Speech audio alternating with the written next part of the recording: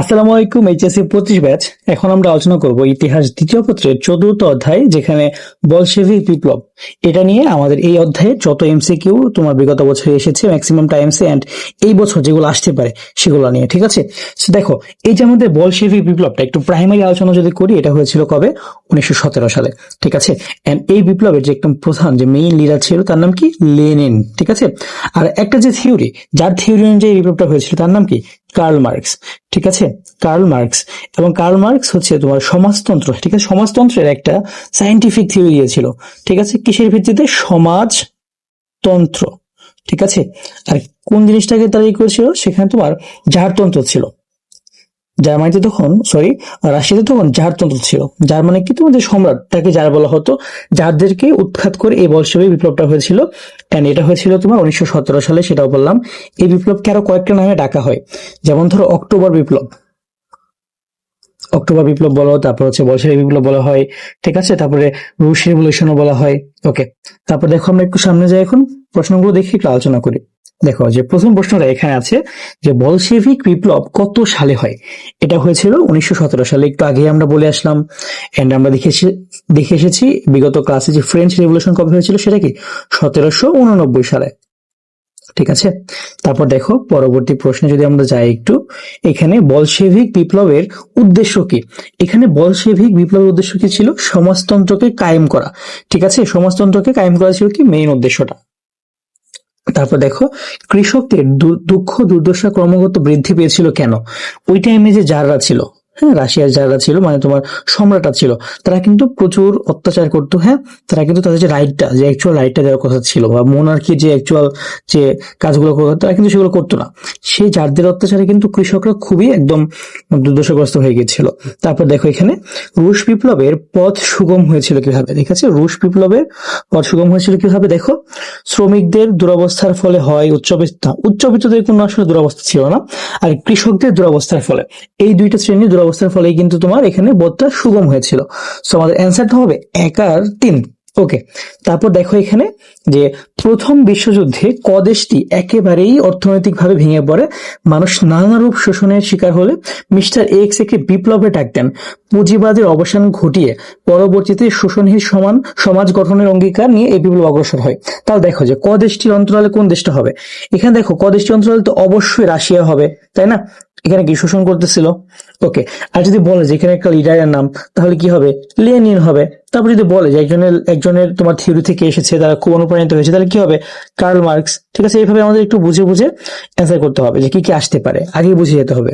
তারপর দেখো যে উদ্দীপকে মিস্টার এক্স কে, এই দেখো এখানে কিন্তু এসে পড়েছে যে লেনিন। ওকে, তারপর দেখো পরবর্তী প্রশ্ন এখানে যে প্রথম বিশ্বযুদ্ধে ক দেশটি একেবারেই, আবার সেম জিনিসটা দেখো, উক্ত বিপ্লবটি সারা বিশ্বে যে নামে পরিচিত, সেটা কি? সেটা কি? দেখো এখানে রুশ বিপ্লব, অক্টোবর বিপ্লব, আর হচ্ছে কি বলশেভিক বিপ্লব, ঠিক আছে? এখানে কিন্তু 3টা নামেই পরিচিত তারা। ওকে, এখানে অ্যান্সার হবে আমাদের ঘ নাম্বারটা। ওকে, তারপর দেখো যে জারতন্ত্র বলতে কি বোঝো? জারতন্ত্র বলতে কি? দেখো, রাশিয়ার যে সম্রাট, তাকে বলা হতো কি? জার। এখানে এটা হচ্ছে ইংলিশ, বারবার লিখছি আমি যাতে তোমার একটু মাথায় ঢুকে যায় এটা। সেখানে কি জারের যে শাসন ব্যবস্থা, এটাই ছিল হচ্ছে কি জারতন্ত্র। ওকে, তারপর দেখো এখানে যে রাশিয়ার সোশ্যাল ডেমোক্রেটিক দল কত সালে প্রতিষ্ঠিত হয়? রাশিয়ার যে সোশ্যাল ডেমোক্রেটিক দল, ঠিক আছে, সেটা কিন্তু অপশনে কিন্তু 1903 নাই, মেইনলি তারা 1903-এই কার্যক্রম শুরু করে। এখানে যেহেতু 1901 আছে, এখানে তুমি 1901টা ক্যান্সেল করবা, ঠিক আছে? তারপর দেখো যে ডেমোক্রেটিকরা কিভাবে বলশেভিক হলেন, সেটা হচ্ছে দেখো অপশন যে মার্ক্সবাদে বিশ্বাসী বলে, বিপ্লবী সংগঠন বলে, সংখ্যাগরিষ্ঠ দল বলে, সংখ্যালঘু বলে। তারা মিলে কি মার্ক্সবাদে বিশ্বাসী বলেই তারা কি হলো? বলশেভিক হলেন। তারপর এখানে দেখেন যে সোভিয়েত বলতে কি বোঝো?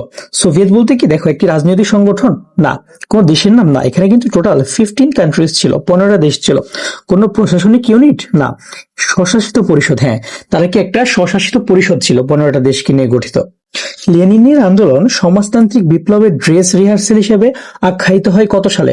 সমাজতান্ত্রিক বিপ্লবের কি ড্রেস রিহার্সেল হিসেবে কবে আখ্যায়িত হয় লেনিনের এই তো আন্দোলনটা? 1917 সালে, ঠিক আছে? এটাকে অক্টোবর রেভলিউশন বা রুশ রেভলিউশন বা বলশেভিক রেভলিউশন নামে পরিচিত। সমাজতন্ত্রের বৈজ্ঞানিক ব্যাখ্যা কে প্রদান করেন? এটা আমরা সবাই জানি, বারবার বলছিলাম যে আমি, সেটা হবে কি? কার্ল মার্কস, ঠিক আছে? কার্ল মার্কসই কিন্তু সমাজতন্ত্রের বৈজ্ঞানিক ব্যাখ্যাটা দিয়েছিলেন। তারপর দেখেন যে সমাজতন্ত্রের প্রবক্তা বলশেভিক নেতা লেনিন লেনিন কবে রাশিয়ার রাষ্ট্রীয় ক্ষমতায় বসেন? তিনি বসেছিলেন কবে? অক্টোবর রেভলিউশনটা শেষ হওয়ার পরে, সাকসেসফুল হওয়ার পরে 1917 সালে 7ই নভেম্বর। ঠিক আছে, তারপর এখানে দেখেন যে বলশেভিক বিপ্লব হয়েছিল কোথায়? এটা তো হয়েছিল কোথায়? রাশিয়াতে। ঠিক আছে, ক নম্বরে? রাশিয়াতে হয়েছিল এটা। তারপর দেখেন যে বলশেভিক দলের নেতা কে ছিল? নেতা ছিল মেইনলি প্রথমে লেনিন ছিলেন, তারপর স্ট্যালিনও ছিলেন। ঠিক আছে, সো আমাদের অ্যান্সার হবে কি লেনিন অ্যান্ড স্ট্যালিন, এইটা খ নাম্বারটা। তারপর দেখেন যে বলশেভিক বিপ্লবের আদর্শ কি ছিল? বলশেভিক বিপ্লবের আদর্শ ছিল কি? আমরা সবাই জানি সেটা কি?